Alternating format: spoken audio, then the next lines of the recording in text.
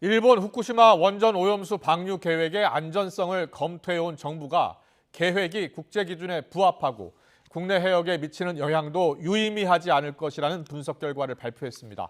다만 일본의 현재 계획이 그대로 지켜질 경우를 가정한 것이라면서 향후 계획 수정과 이행 가능성 등을 종합적으로 확인하겠다고 했는데요.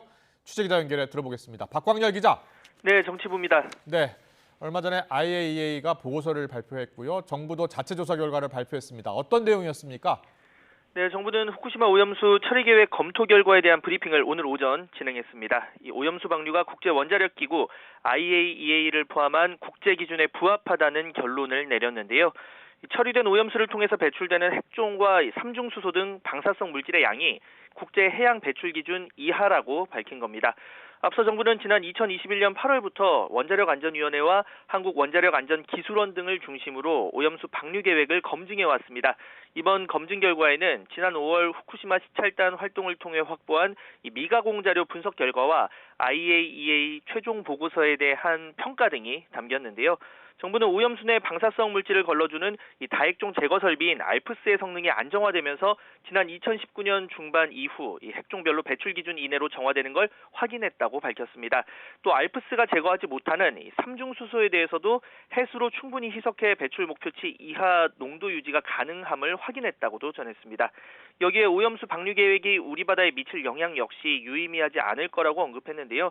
방출된 오염수가 태평양을 크게 돌면서 바닷물에 희석된 채 4에서 5년 뒤부터 우리 관할 해역에 유입될 것으로 보인다며 10년 뒤 제주도 남동쪽 해안 기준으로 봤을 때 극히 미미한 양이 도달할 것으로 전망했습니다. 들어보시죠. 삼중수소 등 방사능의 영향은 국내 해역 평균 농도의 10만 분의 1 수준, 10만 분의 1 미만으로서 과학적으로는 유의미하지 않은 것으로 예측하였습니다.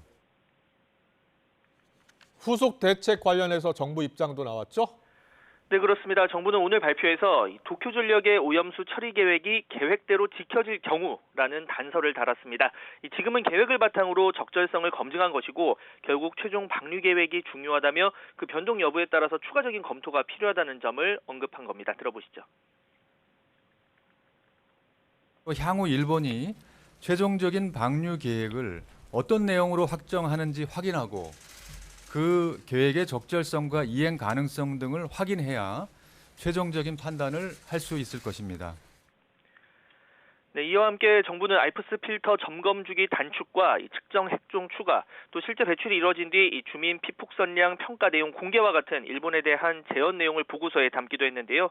오염수 배출이 기준치 아래로 유지되는지 확인을 위해서 일본의 단계별 측정값 등 데이터를 지속 점검하고 이상 상황이 발생했을 경우 일본 측과 신속한 상황 공유 체계를 마련하겠다고도 강조했습니다.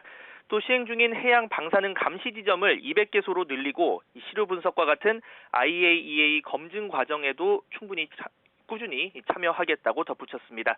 동시에 후쿠시마산 수산물 수입 규제 조치는 모든 국민이 안심할 때까지 유지하겠다며 오염수 방류의 안전성과 수산물 수입 규제는 별개의 문제라는 점을 재차 언급하기도 했습니다. 지금까지 정치부에서 YTN 박광렬입니다.